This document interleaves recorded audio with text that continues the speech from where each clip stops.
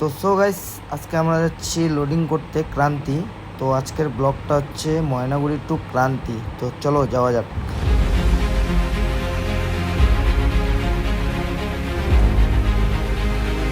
তো আমরা finally loading পয়েন্টে পৌঁছে গেছি। তো এখানে একটা গাড়ি লোডিং হচ্ছে আর কি, এটা একটা দাদার গাড়ি।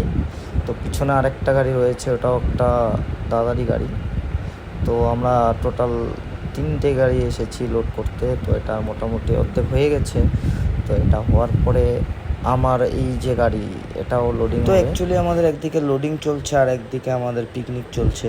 তো দাদা রান্না করছে। দাদা কিছু বলো।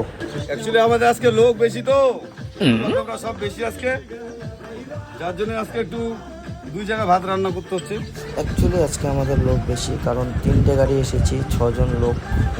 তাই এই যে এখানে আমরা 2জন মিলে সবজি ধোয়াধুয়ি করছি। আর এদিকে দেখতেই পারছো আরেকজন মশলা বাটছে কিভাবে।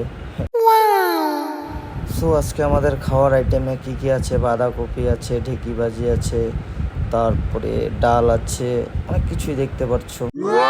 ডাল আছে, ডিমের কারি আছে, অনেক কিছু আছে। এই যে শুনে নাও কি কি আইটেম।